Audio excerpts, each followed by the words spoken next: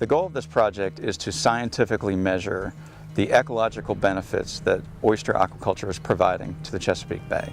And we'd like to share those results here in the Bay and around the world.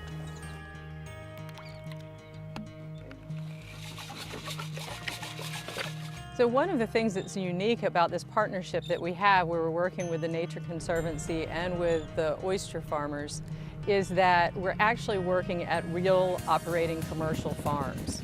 And that allows us to assess what actually happens at commercial scale aquaculture operations in terms of water quality and the quality of the sediments underneath.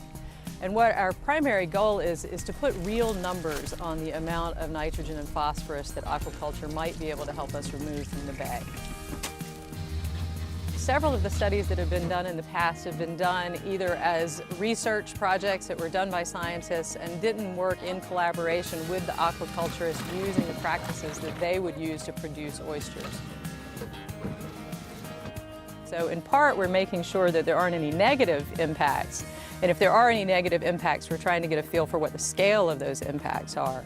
And then we're also looking at whether the oysters have a positive benefit by filtering the phytoplankton and the sediments out of the water column and clearing up the water column and letting light penetrate deeper.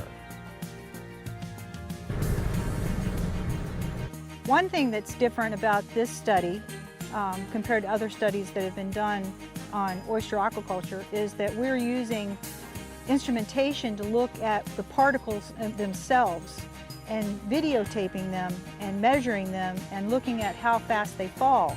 So then we can characterize those sediments and see if the sediment inside the farm and outside the farm are different and how they vary between different sites. This is our profiler. We use it to look at particles that are in suspension and other parameters that are affecting the water clarity. This instrument is a water quality sonde with different sensors on it that allows us to measure for turbidity, chlorophyll, salinity, and temperature.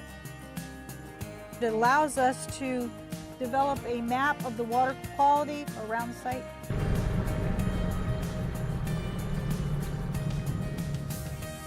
We are also looking at the bottom types at each of the farms and seeing if there's any difference within the bottom sediment.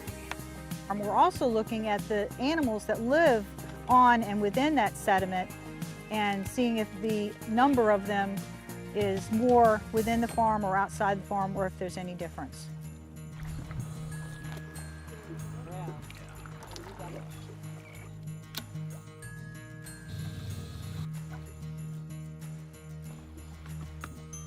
We are doing this project to better understand and quantify the ecological benefits and services provided by oyster aquaculture. We want to see if oyster aquaculture can accelerate restoration efforts. That is, can oyster aquaculture help make the bay cleaner faster?